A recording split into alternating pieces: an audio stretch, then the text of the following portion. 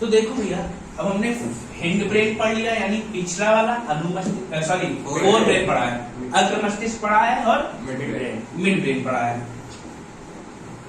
Fore brain के क्या क्या पार्ट थे? Thalamus, hypothalamus and cerebrum. और सेरेब्रम के पार्ट किए गए तो फ्रंटल, पैराइटल, ऑक्सीपिटल और टेम्पोरल एंड हिप्पोकैम्पस। इतने पार्ट्स बताए थे मैंने, सबके अलग अलग काम भी बता दिए गए। अब हमें क्या पढ़ना है? अब हमें पढ़ना है हिंड ब्रेन, यानी अनुमस्तिष्क, या इसी को बोल देते हैं पश्च मस्तिष्क। कोई दिक्कत क्या है? मतलब पीछे वाला दिमाग। पीछे वाले दिमाग में बात करें तो हमने इसमें 3 पार्ट बताए थे, आपको याद होगा। एक था पॉन्स वेरोलाई। पॉन्स वेरोलाई का काम करता है। अब भैया देखो क्या हुआ, आपके ऊपर पेन हुआ स्किन में किसी ने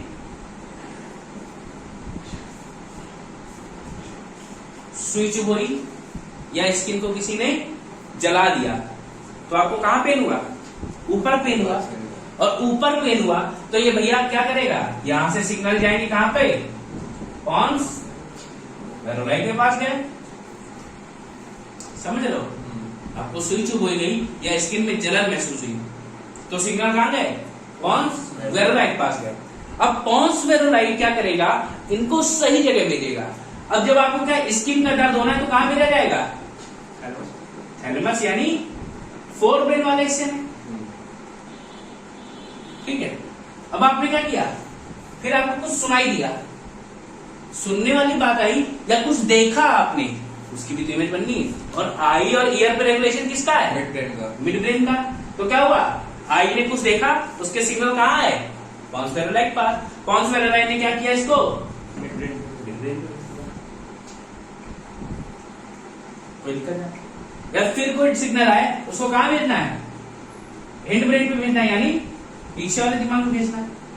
तो कौन डिसाइड कर रहा है ये सब? पॉन्स वेरोलाई। कौन से सिग्नल कहां भेजने हैं, ये सब डिसीजन कौन लेता है? पॉन्स वेरोलाई लेता है। अब ऐसा नहीं कि ये कहीं और गलत डिसीजन भेज देगा। गलत डिसीजन भेज दे तो खराब है, मतलब सही डिसीजन भी भेजने चाहिए। कोई दिक्कत है? तो ये आपका पॉन्स वेरोलाई काम होगा। ठीक है।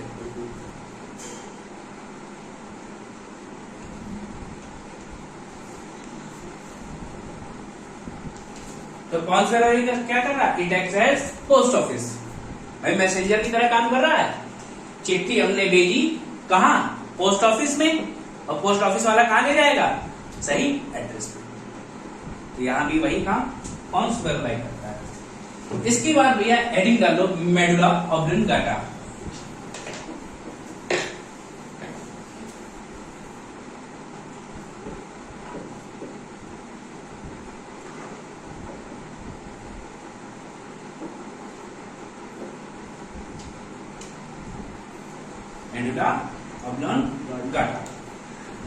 अब देखो भैया, आपकी बॉडी में क्या होती है? मेटाबॉलिक रिएक्शंस होती है।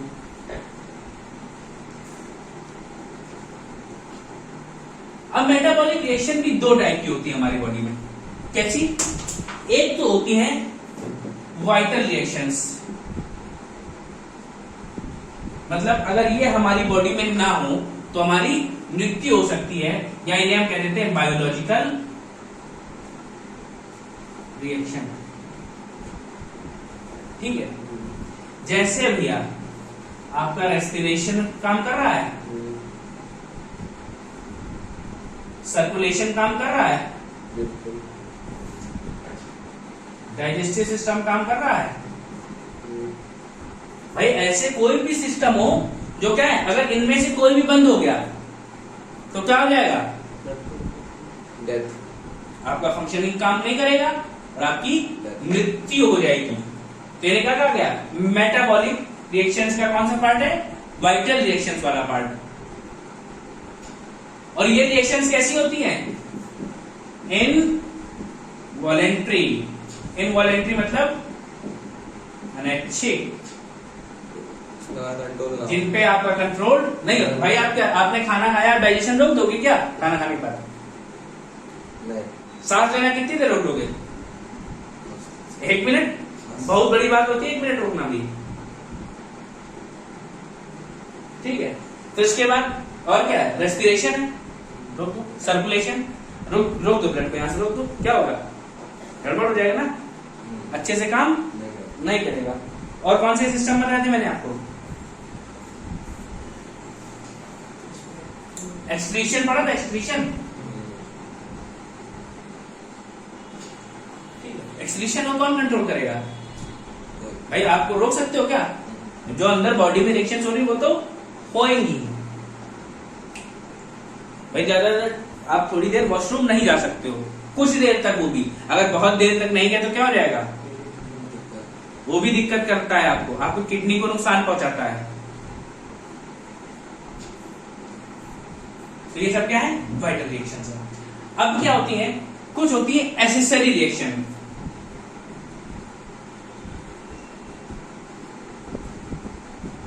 ये भी कैसी है? ये भी इनवॉलेंट्री है। दोनों ही कैसी थी? इनवॉलेंट्री थी। कुछ वाइटल है, कुछ एसेसरी है। मतलब अगर ये हो या ना हो आपके शरीर को कोई फर्क नहीं पड़ेगा। जैसे कौन कौन सी थी? हिकअप्स, याद आया? हिचकी आना, स्नीजिंग, छींकना,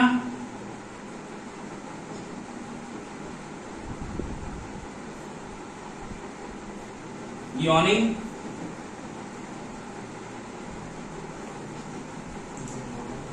जमवाई लेना, ठीक है, बर्पिंग यानी डकार लेना। तो ऐसी जो भी रिएक्शंस हैं जिनके होने या ना होने से आपको कोई भी प्रभाव ना पड़े, उन्हें क्या कहा गया है? Accessory reaction. और ये कैसी है? ये होती अपने आप से है, इनवॉलेंट्री है। ये भी इनवॉलेंट्री है। लेकिन अगर ये ना हुई तो क्या होगा? वाइटल रिएक्शंस ना हुई तो आप मर जाएंगे। लेकिन ये ना हुई तो क्या आप मर जाएंगे? भाई हिचकी नहीं आई तो क्या आप मर गए? नहीं मर गए। आपको डकार नहीं आ रही तो अच्छी बात है। तो ये सब किसकी वजह से होता है? मेडुला ऑब्लंगाटा की वजह से होता है। कोई दिक्कत? और मेडुला ऑब्लंगाटा ने क्या किया था? याद होगा आपका, सर्कुलेटरी सिस्टम और ब्रेन की बात करते हैं। मैंने बताया था ना कौन कंट्रोल कर रहा है? Medulla oblongata. वही तो लिखा है यहाँ। ठीक है। अच्छा, आप खर्राटे मारते हो, कहाँ आएगा? Accessory reaction. Eye blinking, accessory reaction. Heart beat, vital में आएगा। बंद हो गए तो निपट जाओगे। ध्यान रखना। तो ये सब चीजें ध्यान रखनी, कौन सी रिएक्शन कहाँ आएगी। अगर आपने एक बार समझ लिया तो हो सकता है यहाँ ना लिखी हो, पेपर में आ जाए तो भी आप सॉल्व कर लोगे। लेकिन अगर समझे नहीं, सिर्फ याद करने की कोशिश की, तो सिर्फ इन 4 के अलावा भी कोई रिएक्शन अगर हो गई, भाई आंखें आपकी क्या कर रही हैं? झपक रही है। भैया ज्यादा क्या करते? थोड़ी देर आप ध्यान लगाए एकदम, आज झपके ही नहीं, बैठे एकदम। लेकिन थोड़ी देर क्या, जैसे आपका ध्यान हटा वो अपने आप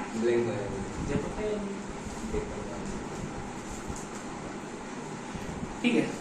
इसके बाद भैया हेडिंग डालो सेरेबेलम।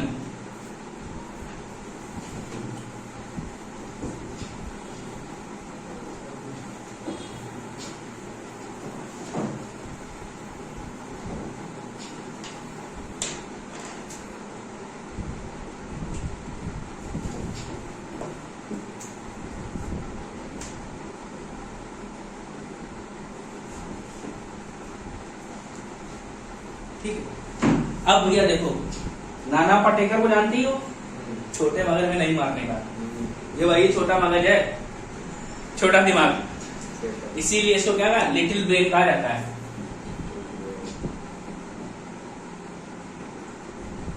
सेरेबेलम को लिटिल ब्रेन कहा जाता है। और क्या कहा जाता है इसको?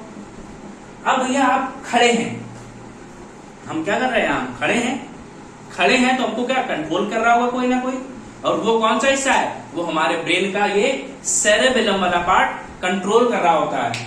इससे क्या हम खड़े हैं बड़े आराम से, एकदम स्ट्रेट अपनी पोजीशन लेके। अटेंशन बोल दिया गया तो एकदम सावधान खड़े हो गए। क्यों खड़े हो पा रहे हैं? क्योंकि हमारा सेरेबेलम काम कर रहा है, ये हमें हेल्प करता है, इसीलिए इसको कहा जाता है ट्री ऑफ लाइफ। ठीक है, ये खड़े होने में हेल्प करता है। ठीक है, और क्या आपको क्या बोलना है और कब बोलना है, when, where and what, कब क्या और कहां बोलना है, ये भी डिसीजन कौन लेगा, सेरेबेलम बताता है भैया। कि अब क्या है, मैं बताने जा रहा हूं, मैं तुमको पढ़ा रहा हूं, ये इंस्ट्रक्शन कहां से मिल रहे हैं, सेरेबेलम से। मैं आपको सेरेबेलम पढ़ा रहा हूं, ये इंस्ट्रक्शन सेरेबेलम से ही आ रहे हैं। मैं खड़ा हूं किस लिए, क्योंकि मेरा सेरेबेलम अच्छे से काम कर रहा है, कोई दिक्कत क्या होता है। ठीक है, लेकिन कई बार भैया हम लोग क्या करते हैं, हम लोग कुछ बढ़िया से ड्रिंक ले लेते हैं, अल्कोहल, कीटोन ग्रुप, एसिडाल्डिहाइड, याद आया, केमिस्ट्री की लैंग्वेज में ऐसे नाम दिए गए हैं। अब क्या होता है, जब भी हम ये ले लेते हैं तो हमारे भैया ये जो सेरेबेलम की सेल्स होती हैं, ये थोड़ी देर के लिए काम करना बंद कर देती हैं, ब्लॉक हो जाएंगे, पार्शियली ब्लॉक हो सकती हैं या थोड़ी देर के लिए रुक जाती हैं। तो भैया हम क्या करते हैं, कुछ नाली किनारे पड़े मिलते हैं। ठीक है, कुछ क्या करते हैं, मोहल्ले में आते हैं, गाली गलौज शुरू कर देते हैं, उन्हें पता ही नहीं क्या बोलना है, जब गाली कर हमको पता नहीं, स्पीकिंग में बोलना शुरू है, धारा प्रवाह जो बना है बोलना है, गाली गलौज शुरू कर दी, लड़ाई शुरू कर दी, लोगों से लड़ाई करना शुरू कर देते हैं। तो ये सब काम कहां से होते हैं, सेरेबेलम से। तो भैया ध्यान रखना, अगर आपने अल्कोहल पिया है तो आपका कौन सा ब्रेन का हिस्सा काम नहीं करेगा, सेरेबेलम नहीं काम करेगा। अल्कोहल के अलावा अगर आप मान लो दूसरे शौक भी रखते हैं, कुछ लोग रोल बना के एकदम मजेदार, ठीक है, या कुछ लोगों को देखा होगा बाबा लोग क्या करते हैं, छोटी सी चीलम लेके बैठते हैं, उसमें भरते हैं, उसमें भी होता है, गांजा होता है उसमें नहीं, हाँ, जब गड़बड़ तो यही करेगा। अगर उस नशे में होने के बाद आदमी तो खड़ा नहीं रहता है, वो टेढ़ी मेढ़ी हरकतें करता है, उसको क्या बोलना उसको यही नहीं पता होता है। तो ये कहां से गड़बड़ हो रहा है, ये सारे के सारे गड़बड़ वाले काम सेरेबेलम से होते हैं, और सेरेबेलम से ही अल्कोहल लेने से हमारा सेरेबेलम पार्शियली काम करना बंद कर देता है। तो फिर हम क्या करते हैं, ठीक से खड़े भी नहीं हो पाते हैं। इसीलिए सेरेबेलम को क्या कहा गया है, ट्री ऑफ लाइफ कहा गया है। खड़े होने की क्षमता में कौन देता है, सेरेबेलम, और खड़े पेड़ होते हैं तो उसे ट्री से रिलेट कर दिया गया, ट्री ऑफ लाइफ सेरेबेलम। अगर आपने पी ली तो गड़बड़ हो जाए। अगर आपका हार्ट ब्रेक हुआ है, मतलब हाइपोथैलेमस ब्रेक हुआ है, याद रखना, हाथ से कोई हार्ट ब्रेक नहीं होता है, सिर्फ ब्रेन का कौन सा हिस्सा गड़बड़ हुआ, हाइपोथैलेमस हुआ। तो भैया याद रख लो, अब आपका ये ब्रेन कंप्लीट हो गया है, ब्रेन के सारे पार्ट्स आपने पढ़ लिए हैं। अब इसके बाद आपको न्यूरॉन का स्ट्रक्चर पढ़ना है, वो आपको कल पढ़ाया जाएगा। तो हम लोग नर्वस सिस्टम पढ़ रहे थे, नर्वस सिस्टम को ही आगे कंटिन्यू करेंगे। हम लोग का स्पाइनल कॉर्ड अभी बचा हुआ है, ठीक है। तो स्पाइनल कॉर्ड से पहले देखो, ये आपका कुछ ऐसे ब्रेन होता है, ब्रेन के पीछे वाले हिस्से में यहाँ मिड ब्रेन, इधर पे पॉन्स वेरोलाई,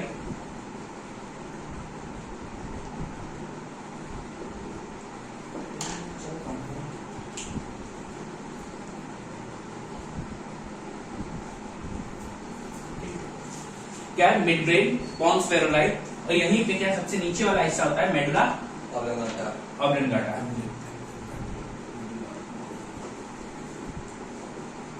अब इसी मेडुला ऑब्लिंगाटा से एक पतली सी क्या निकलती है, नस, पतली की मोटी कहेंगे इसको, सबसे मोटी नर्व निकलती है, जिसको हम लोग क्या बोलते हैं, स्पाइनल कॉर्ड।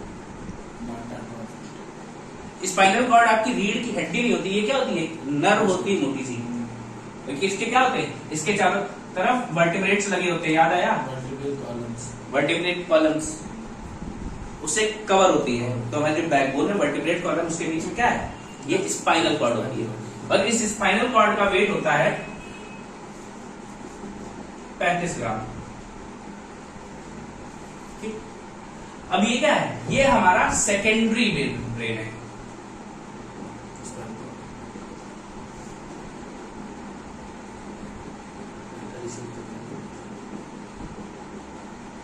द्वितीय मस्तिष्क के भाई प्राइमरी सारे काम किसने किए थे हमारे, फ्रंटल ने, पैराइटल ने, या ये जो बीच वाला ऐसा मिड ब्रेन है, हिंड ब्रेन है, इन सब ने काम किए।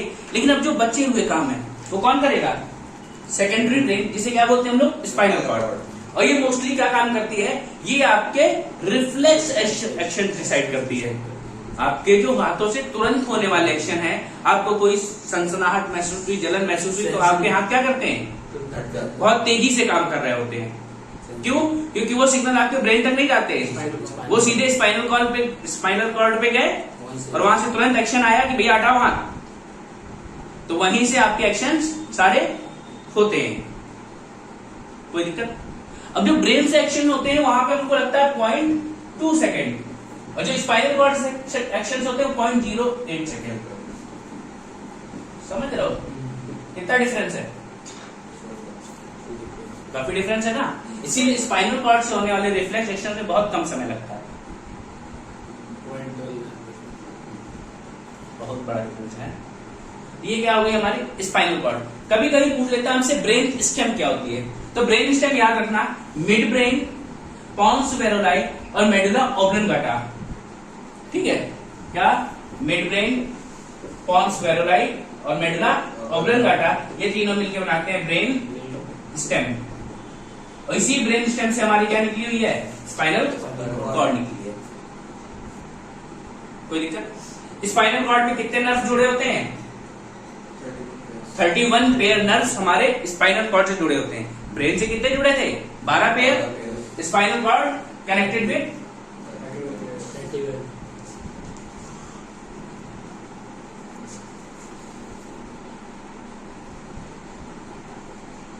31 पेयर ऑफ नर्व्स, जो क्या है हमारे पेरिफेरल नर्वस सिस्टम का भाग है।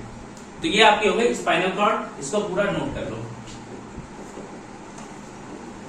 हिंदी में बोलते हैं क्या, मेरू रज्जु।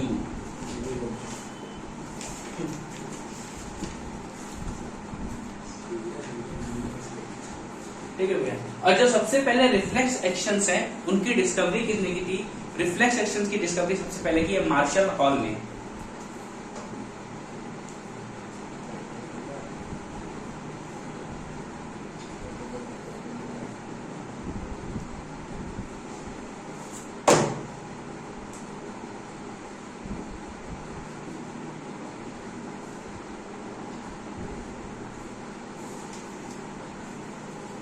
ठीक है भैया।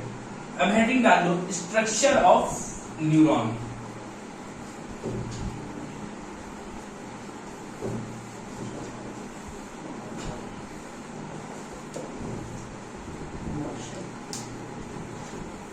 Martial hall.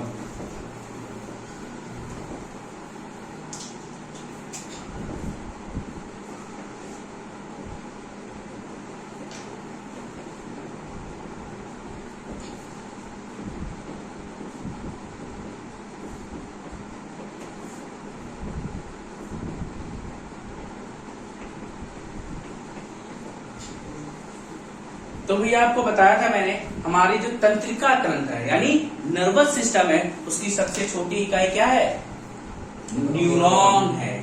ठीक है, क्या है, न्यूरॉन है। और यही हमारे क्या करती है, यही हमारे पूरे नर्वस सिस्टम का निर्माण करती है। कोई दिक्कत है, ठीक है। तो क्या है, smallest unit of nervous system, इसीलिए इनको क्या कहा जाता है, और नर्व सेल्स भी कहा जाता है। कोई दिक्कत, या हम लोग कभी कभी न्यूरॉन सेल्स भी बोल देते हैं। कोई दिक्कत। अब इसका स्ट्रक्चर देखो कैसे बना होता है, साथ में बताते चलना।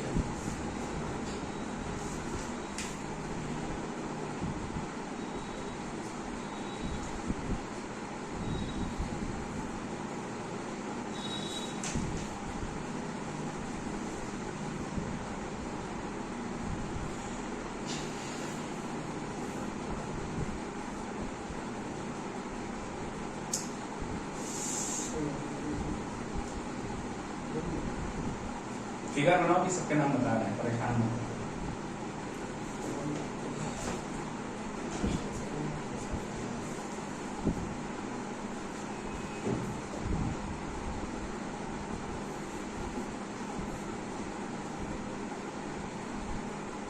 बनाओ।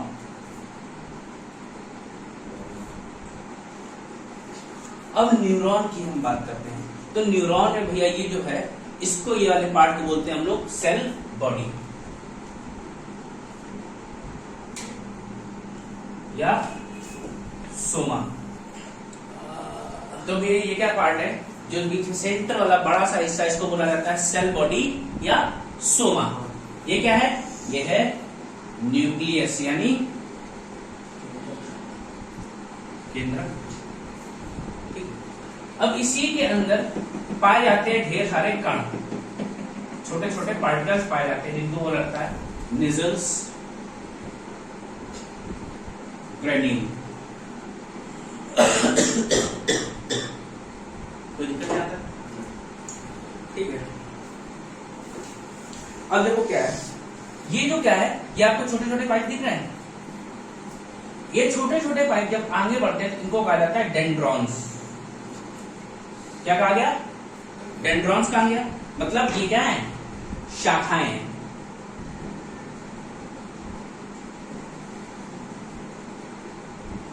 ब्रांचेस, ठीक है। अब ये ब्रांचेस में क्या होता है, डिवीजन स्टार्ट होता है कुछ ऐसे।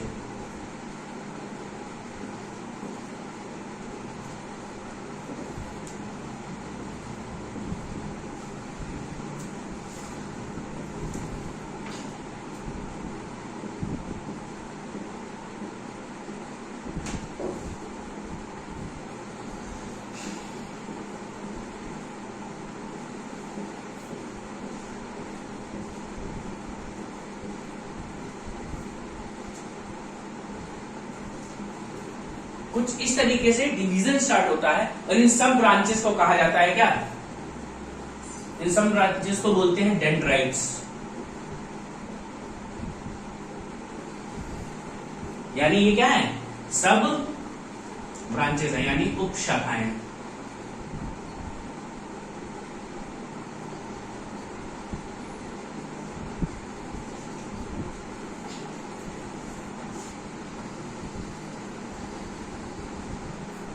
ठीक है। अब देखो आगे वाला जो ये स्ट्रक्चर दिख रहा है, ये सिलेंड्रिकल स्ट्रक्चर दिख रहा है तुम लोग कनेक्टेड, इसको बोलते हैं एक्सॉन। क्या बोलते हैं, एक्सॉन। अब इसके ऊपर क्या है, इसके ऊपर एक शीट दिखाई दे रही है, लेयर दिखाई दे रही है। इस शीट का नाम होता है myelin sheath. Myelin sheath spelling देख लेना, ठीक है, वो वाली शीट नहीं है। क्या बोला गया, इसको माइलिन शीट कहा गया है। इसमें जो सेल्स होते हैं उनको बोला जाता है स्वान सेल। अभी किसी का भी काम नहीं बताया मैंने, ठीक है। फिर ये तुम देख रहे हो बीच में नॉट्स दिख रही हैं, छोटी छोटी गांठें दिखाई दे रही हैं। इन गांठों को बोला जाता है nodes of Ranvier. Nodes of Ranviers, भैया याद कर लो, नॉट्स ऑफ रेनवियर। ये ढेर सारी, ये भी है, ये भी है, ये भी है, और ये भी, ये भी। कोई दिक्कत, ठीक है। अब ये जो आगे वाला हिस्सा दिख रहा है, ये दिख रहा है लास्ट वाला पार्ट, इसको बोलते हैं एक्सॉन टर्मिनल। इसको एक्सॉन टर्मिनल से बोला जाता है। लेकिन ये क्या है, ये इस हिस्से से यहां जुड़ी हुई है। ये जो बॉल लाइक स्ट्रक्चर दिखाई दे रहा है यहां पे, ये देखा, इसको बोलते हैं सिनेप्टिकल नॉब।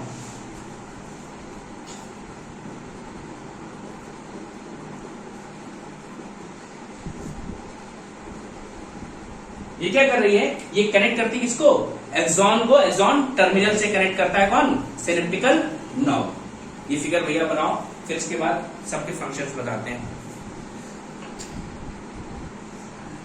अब देखो भैया, इसमें आपको सभी के फंक्शंस लिखने हैं, तो कैसे लिखोगे, एक एक करके बात करते हैं हम लोग सबकी। थोड़ी सी स्पेस यहीं साफ कर लें। नाम तो आपने लिख ही लिए होंगे, मान लिया जाए, क्योंकि हमें बहुत जगह चाहिए लिखने के लिए। सबसे हम पहले बात करें न्यूरॉन। न्यूरॉन करता क्या है? न्यूरॉन आपकी बॉडी में जो स्टिमुलेशंस हैं, यानी जो उत्तेजनाएं हो रही हैं, उत्तेजनाएं कैसे पैदा हो? भाई आपने कोई एक्टिविटी की, आपको कोई चीज चुभा दी मैंने, तो क्या हुआ? आपकी सेल्स को दर्द हुआ, तो न्यूरॉनल सेल्स को क्या पता चला? अरे दर्द हो रहा है, तुरंत जाग गए, सो रहे थे अभी तक, लेकिन अचानक से क्या हुआ? तुमने सुई चुभ गई, तो वहां न्यूरॉन सेल्स जाग गए, भैया भागो, खबर पहुंचा नहीं थी, हाँ छेद देंगे पूरा। वो गए, खबर पहुंचाया कहा? अब ये क्या है? रिफ्लेक्स एक्शन की जरूरत है, तो स्पाइनल कॉर्ड के पास रिफ्लेक्शन जाएगा, मैसेज गया, उसने कहा ए हाथ हटाओ यहाँ से, उससे कहा जाके हाथ हटाया, तो जैसे ही हो गया, उसने क्या किया? तुमने हाथ हटा लिया, तो ये क्या हुआ? सेल उत्तेजित हुई। और ये कौन कर रहा है? न्यूरॉन कर रहा है। तो न्यूरॉन क्या करता है? Neuron forward the stimulations. ये क्या करता है? हमारे शरीर की उत्तेजनाओं को आगे बढ़ाता है। लिख लो भैया, न्यूरॉन्स कैरी स्टिमुलेशंस, या हम लोग बोलते हैं क्या? मैसेज। ठीक है, अब देखो ये क्या थी? ये सेल बॉडी थी पूरी, और सेल बॉडी में हमें क्या दिख रहा है? ये dot like structure, Nissl granules दिखाई दे रहा है। ये निजल ग्रेन्यूल्स क्या करते हैं? ये प्रोटीन सिंथेसिस में हेल्प करते हैं। लिख लो भैया, निजल ग्रेन्यूल्स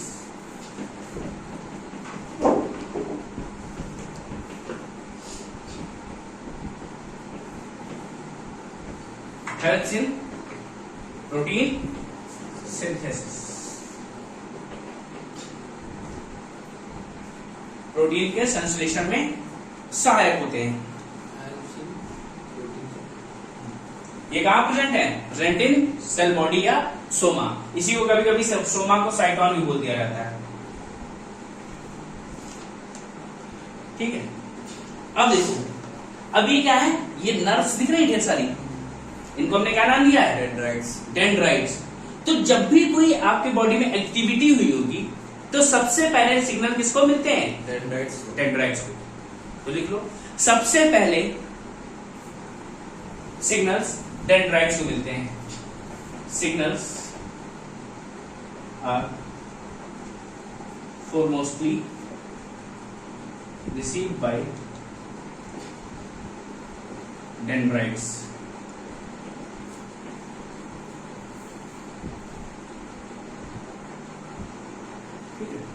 सबसे पहले सिग्नल किसको मिले हैं? डेंड्राइट्स को मिले हैं। अब ये सिग्नल कहां जाएंगे? एक्सॉन की तरफ जाना है।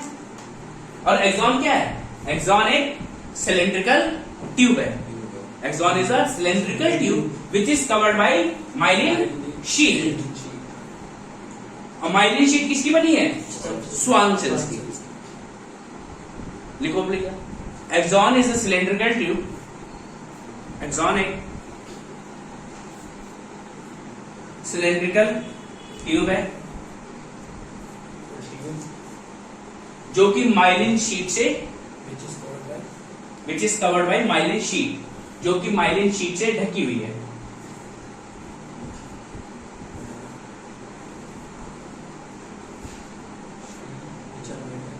और क्या लिखोगे अगली line? Myelin sheath is made up of Schwann cells. Myelin sheath का निर्माण स्वान सेल से होता है।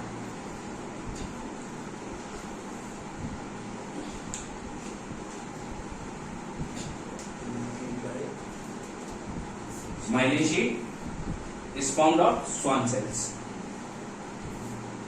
अब देखो माइलिन शीट का काम क्या क्या है। माइलिन शीट एक्सॉन के चारों तरफ है, और जब भी कोई चीज किसी के कवरिंग हो तो वो क्या करती है? उसका प्रोटेक्शन। तो सबसे पहला काम क्या है? ये प्रोटेक्शन देगी। और क्या करती है? ये न्यूट्रिशन भी देती है एक्सॉन को। It gives, myelin sheath gives nutrition and protection to axon. Myelin sheath axon को संरक्षण एवं पोषण प्रदान करती है।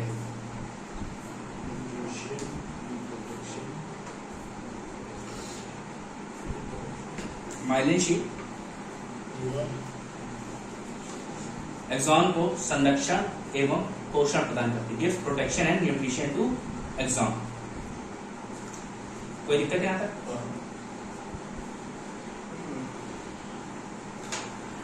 अब देखो भैया, ये क्या है, अब आपकी जो सिग्नल्स आए हैं, सिग्नल्स आए कहां से? डेंड्राइट से डेंड्रॉन, डेंड्रॉन से एक्सॉन में है, एक्सॉन में है। एक्सॉन में जो माइलिन शीट होती है यही आपके सिग्नल को ट्रांसफर करती है, ठीक है? तो देखो myelin sheath also transverse the stimulations और सिग्नल्स, या कोई एक चीज, myelin sheath transverse the stimulations और सिग्नल्स।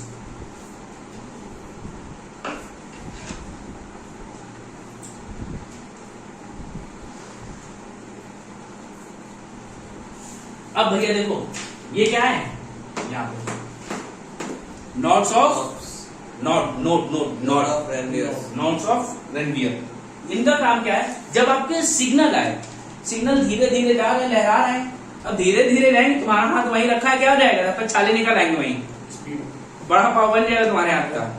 माइक्रोसेकंड। लेकिन करना क्या है, हमें इसको तेजी से हटाना है। उसके लिए क्या करते हैं, ये नोट्स ऑफ रेनवियर हमारे स्टिमुलेशन को स्पीड देते हैं।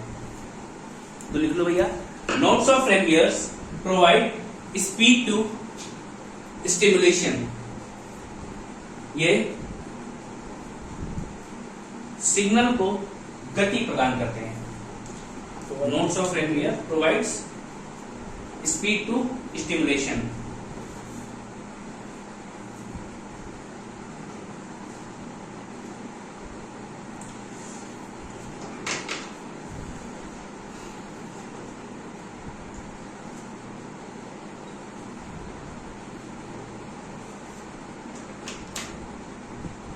ठीक भैया, ये तक हो गया।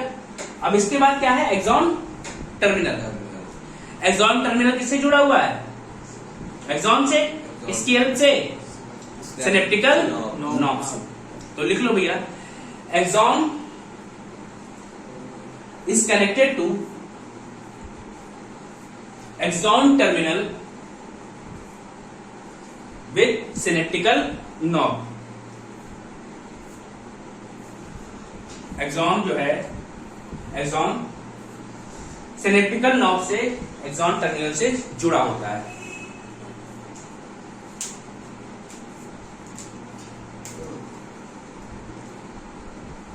ठीक है भैया। और ये जो सिनेप्टिकल नॉब है, इसमें क्या होते हैं? इसमें होते हैं neuro transmitter. Synaptical knob consist of neuro transmitters.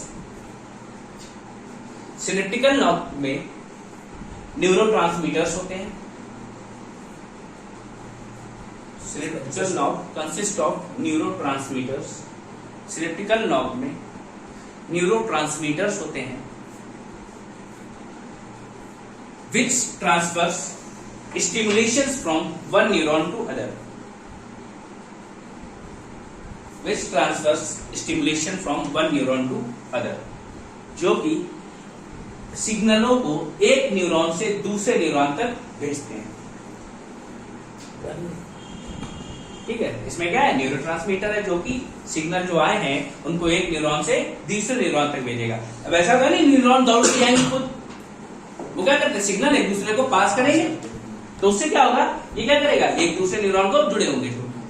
अभी एक्सॉन टर्मिनल क्या कर रहा हूं, एक न्यूरॉन से दूसरे न्यूरॉन को जोड़ रहा होगा, कोई दिक्कत है? एक चीज और है जिसको लिख लो, सिनेप्स गैप।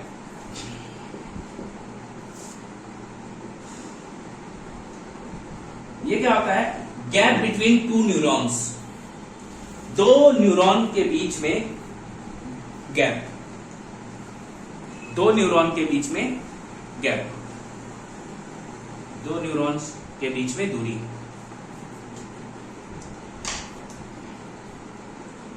ठीक है भैया, ये आपका आज से नर्वस सिस्टम समाप्त हो गया, आपका ब्रेन पूरा खत्म हो गया है, कोई दिक्कत यहां तक? अब हम लोग स्टार्ट करेंगे रिप्रोडक्टिव सिस्टम यानी प्रजनन तंत्र नेक्स्ट क्लास में।